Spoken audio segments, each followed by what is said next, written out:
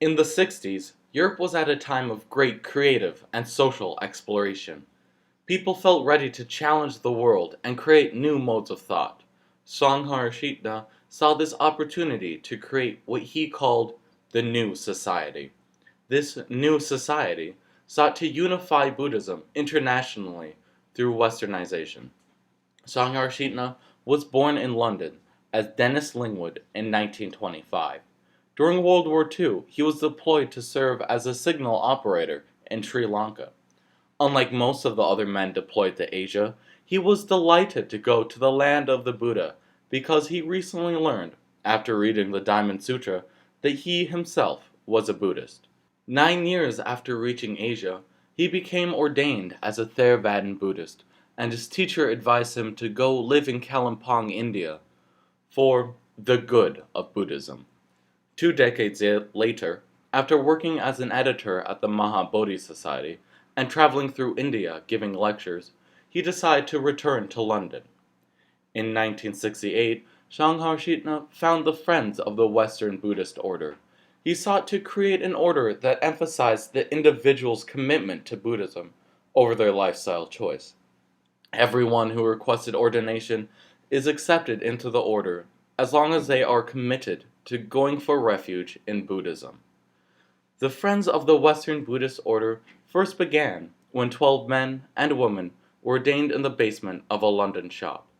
This band of friends created a residential community where they lived and worked together to pay for retreats.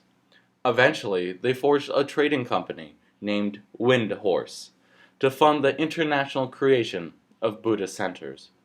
12 years after the first ordination, the Friends of the Western Buddhist Order reached 150 members and opened up the Windhorse Evolution Fair Trade store.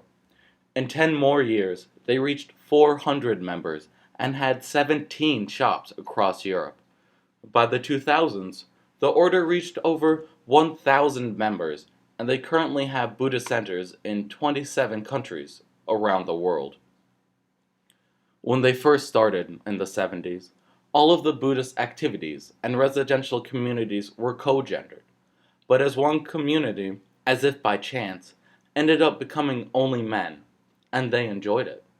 They expressed feelings of reduced anxiety around the whole idea of sex, needing to impress women and to compete with other men. Single-sex communities and activities quickly became a custom for the Friends of the Western Buddhist Order, and they continue on today. The men's wing, however, formed larger and faster than the women's wing, creating a perpetuating cycle. The advocacy for this new idea continued into the workplace at the Evolution stores, causing segregation between the sexes. Evolution, at this point in its own expansion as a fair trading business, began hiring those who were not Buddhist and adopted a wages system in addition to the give what you can, take what you need ideology that first began with. The enforcement of a segregated workplace fostered unhealthy relationships between the two sexes. Tensions rose and continued to rise, and faith in the order was tested in the 90s. The book Woman, Men, and Angels was published in 1995. It depicted Sangharakshita's view on the woman's ability to achieve enlightenment due to their biological conditioning. Later, in 1997, a Guardian journalist, Madeline Bunting, published her second critical attack on a Buddhist movement that was taking form in Britain at that time. Madeline sensationalized an isolated case of sexual misconduct that occurred.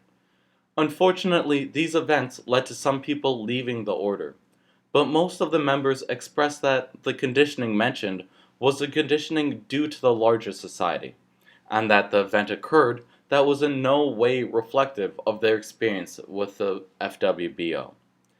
In 2010, the Friends of the Western Buddhist Order changed its name to the Triratna Buddhist Order.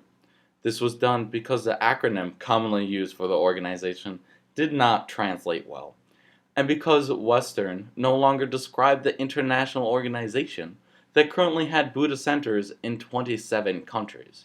The name Triratna was chosen because it translates into 3 jewels, reflecting the 3 jewels of the Buddha, the Sangha, and the Dharma, in which the Buddhists seeks refuge in.